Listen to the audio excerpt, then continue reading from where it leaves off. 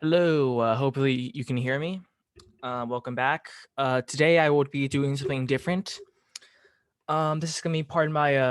I want to start covering history in the 20th century, but more but still, I still do want to talk about a history that's been that's been taught to death. Like World War II or World War One. Well, in this case, I want to talk about a certain, not really a battle, but more of a myth of a battle, which is the famous Battle of El Alamein, or really the second Battle of El Alamein, in which the Germans under General Marshal, Field Marshal Rommel, are defeated by General Montgomery. And it's really the climactic battle of North Africa. Well, one of them. And I want to debunk a certain myth that was created around the battle, which is that, what is it? Winston Churchill once said, before Alamein, we never had a victory. After Alamein, we never had a defeat. I want to debunk that myth and really the myth that, if El Alamein was lost, the whole World War would have all of Africa would have fell to the Germans. The Germans would have won World War II. No, no. I want to debunk that myth because I think it's stupid and that it is very over exaggerated. However, I don't want to do so to the point where I am debunking the importance of the battle. I believe El Alamein is sort of like Midway for the Americans, where if Midway was lost and the American carriers were destroyed, it wouldn't necessarily mean defeats for the Pacific War, but it would just mean it would just mean more time for the Americans to defeat the Japanese. In this case, El Alamein is honestly, if Rommel somehow won El Alamein, I still don't think the Axis would have, just triumphed over, would have just conquered the whole Middle East or even North Africa. Because here, let me. Sorry if you can. So El Alamein is relatively. Sorry, I'm using some kind of program. I'm trying to use Google Maps to find the battles of World War II. But El Alamein is left of Cairo, around over 200 miles. However, can I? Thank you. Yeah, so 200 miles right here. Honestly, if Rommel would have won, there's still one last. It's not game over for the British. You're not going to be pushed out of Africa, because frankly, at this point, look at this map. Rommel is at this point so far from his main supply lines. Don't forget that the Germans and the Italians were still besieging Malta, which was a major thorn in their supply lines. And in Cairo, the British were getting, every time they suffered a defeat, it is demoralizing. They lose supplies, yes, but the British are still, they're getting more close to their supply lines. The port of Alexandria, this port and this port, because frankly, although Egypt is a very strategic buffer for the British, it is also a source of strength. They're getting supplies from Cairo, from Alexandria, from the Suez Canal, all that trade from the Middle East right here. Honestly, if the British have lost, there's still the chance of defending Cairo.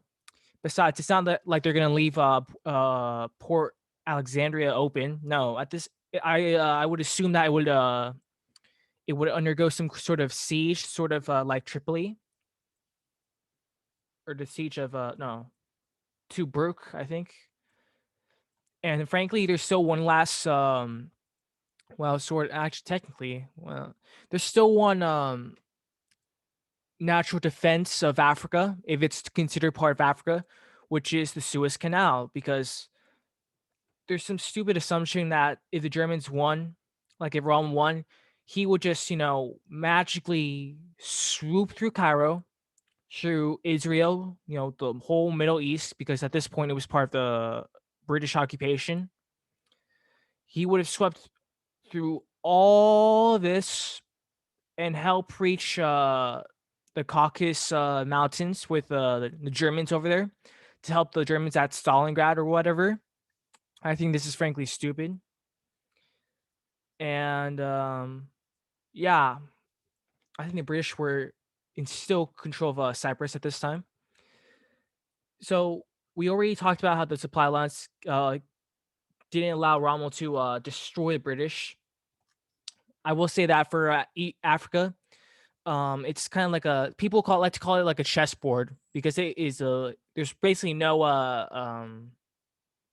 not really that much natural defenses other than a few mountains here and there, and that's why Alamein is fought is because there's a whole bottleneck here before the Germans can actually just stroll right into Cairo. So yeah, I also want to debunk something. General Montgomery, he is one of Britain's good generals. However, I think he is very hyped up and overrated because Churchill went through a lot of generals for some very stupid reasons. Some of them were justified, but Monty is a good general. He's not a great general though. At El Alamein, he's very good at El Alamein because at El Alamein he launches an attack against Rommel. He uses his supply lines and training of his soldiers very well, and he pushes back Rommel. However, I think his this is his highlighted victory for good reasons, but I don't think it should be like the main victory that won the North African campaign because at this point, you could argue that Rommel he could have stood his ground in North Africa as he did before, but the thing was that the Americans all over that the Americans meanwhile were attacking his flank in a major invasion called Operation Torch, I think, where they launched an attack on the far upper west side of Africa, where they took Casablanca and all that French Vichy French territory. So Rommel he retreated, but he had to retreat from Africa altogether because with the Americans coming from the west and the British following from the east. Although noted, you must note that the British were going a little bit too slow because of all those mines and the distance is long. Rommel was, I think he still had a fighting chance if the Americans didn't come because the British, even though they won at El Alamein, they had also won through Operation Compass, which I think was here. They won many battles before, but they couldn't just stomp out Rommel because Rommel is he's a good general. However, at El Alamein, even though a lot of troops were taken, those were mainly Italian troops who have a bad reputation for fighting and arguably since after independence, frankly. But yeah, Rommel he lost a lot of troops at El Alamein, but it was really just Italians, and not to discredit them, but compared to the German soldier who was more competent and more of a soldier, in my opinion, they don't really matter that much. But Rommel did trust the Italians with a very vital situation, so but I think he still had a fighting chance. I also want to. Sorry, I'm trying to get rid of this thing. I also want to talk about this general. He's the general before Montgomery. His name's Claude Achenlec, who was very underrated. Well, he's underrated, but not a good general, in my opinion. He actually fought. I think, yeah, he won a victory against Rommel, or a draw via the first battle of El Alamein. However, he was also there for the defeats of the fall of Tobruk, the defeat at Marza Matruk, or Mirza something. And Auchinleck is one of the generals who were sacked mainly because he did not give a victory for Winston Churchill. Because Churchill, he just wanted to get, he wanted to make a name for the British army or the British nation by defeating the Germans and kicking them out of Africa. But the situation was, he's just some old man sitting in London, right, in the UK, while the generals who are on the field, who know the situation, who are trying to prepare for, a solid victory, are actually by the battlefield. And when Auchinleck wins a stalemate against Rommel, although the first battle of El Alamein is kind of debatable because it wasn't like it's a stalemate because Auchinleck, he had very poor coordinated attacks, but the thing is that he stopped Rommel. He stopped the advance. He was actually preparing to launch his own offensive. But Churchill, when he comes into Cairo for a meeting with Joseph Stalin, or I think his other allies, he talks Auchinleck and sacks him. He sacks him and replaces him with not Montgomery, but another general who was killed on the way there. So Auchinleck, he frankly, I think. Oh yeah, by the way, Monty came in and he said the same thing. Okay, I'm here to train the troops, but we gotta wait now. We gotta wait for an offensive. Uh, yeah. And if you look at this, Auchinleck said he would get. I think he would. He said he would get his attack ready by August. Monty's attack took place on October to November, so touche. And Auchinleck is sacked and sent all the way away from the main front, the main battlefields to India, where he does actually a good job giving supplies to his generals in fighting in the Pacific. So, yes. I also want to talk about more about those supply lines. Look at this. At best, Rommel has a few ports near him, right? But he's all the way from City that to El Alamein, while the British are just right by their port of Alexandria and Port Said and by Cairo. And once again, if Rommel by some chance won at El Alamein, do you think the British would really let him have Alexandria? No, they would either blow it up, make the port unfunctionable for a few months, or just besiege it. Get besieged in it. Cairo maybe besiege, or if they skip it because of capital rules or whatever. The main There's so many natural barriers. Look, all these seas and little rivers, bam, defense right there. If not, look to the Suez. El Alamein did not. I don't think it was really, it's a major victory, but to say it's the victory that won World War II, no, that's stupid. That is Stalingrad with no question. Because tell me, Africa as a whole, frankly, did not matter to the Germans compared to how big the battle in Russia would have mattered. Frankly, the only reason the Germans come to North Africa is to cut off supplies from between the UK, the British Empire, and its colonies in India, right? However, I think mainly it's because of the Italians. They had territories here in the modern day Tunisia, or no, yeah, maybe Libya. I know it's Libya, and they had to fight. They only got involved, in my opinion, because the Italians were doing so bad. Just like Greece, just like North Africa. They were doing so bad in Libya that the Germans had to come in. They send in one of their best generals to take command. And despite his Rommel's good tactics, it logistics beat him more than actual battlefields because the Africa Corps was very depleted at this time. So I stand by my correction. That Africa was not that major. It's not. Look at this. It's not. It's an Allied victory, but not a major one. Decisive, no. Major, yes. But yeah, yeah. Look at this. Churchill said it may. It may also be said before Alamein we never had a victory. No, Churchill can. He's overrated as a leader, World War II leader, in my opinion. Churchill's like overrated as a strategist too. I think he's a horrible strategist compared to So yeah,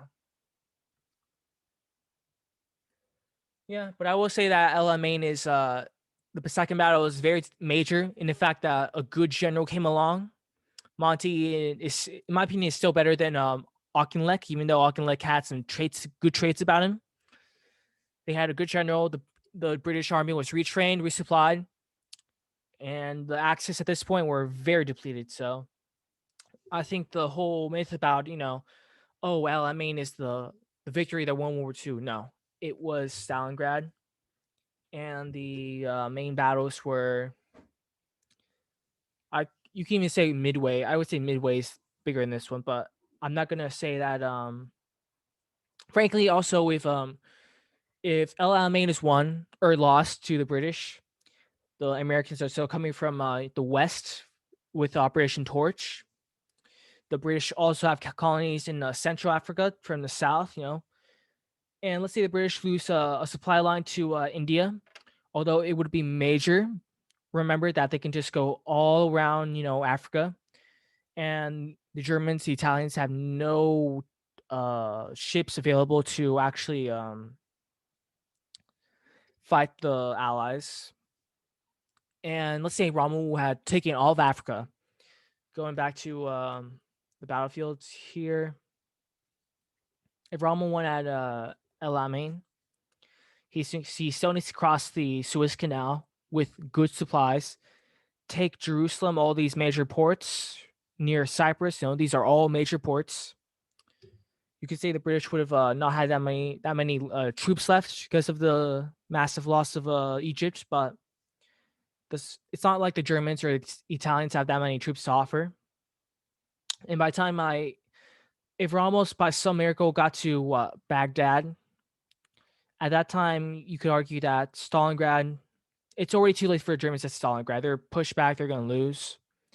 And do you think the Germans just assume that by defeating the Allies in El Alamein, they're going to assume that the Soviets are going to just leave their huge flank, their huge flank to their Caucasus undefended? No, I think the Germans got as far as to what, Syria. The Soviets would either hold the Caucasus or send troops here, but there's no way the Germans would have won in North Africa. So I'm not going to say that El Alamein was a decisive victory of World War II. It was just a major one, because it's really El Alamein.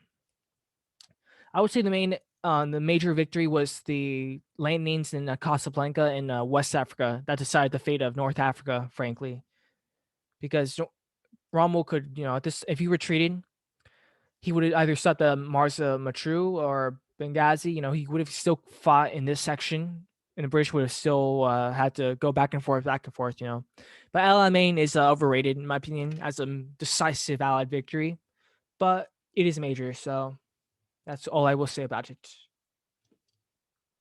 And yeah, also the whole diversion from troops, because of Churchill, of course, from troops to Greece is pretty stupid. They had a obligation to reach Greece, but honestly, it was hopeless. At best, they could have got these little islands, but they're pretty much just islands. Nothing special. And Germans, Italians, Bulgarians, all coming in, they're hopeless. At best, they could have held Crete, but that failed. So yeah, it's a pretty costly diversion. And yeah, this is probably just gonna be one of the few if any videos I do on the Second World War. But the El Alamein battle is very overrated. So yeah.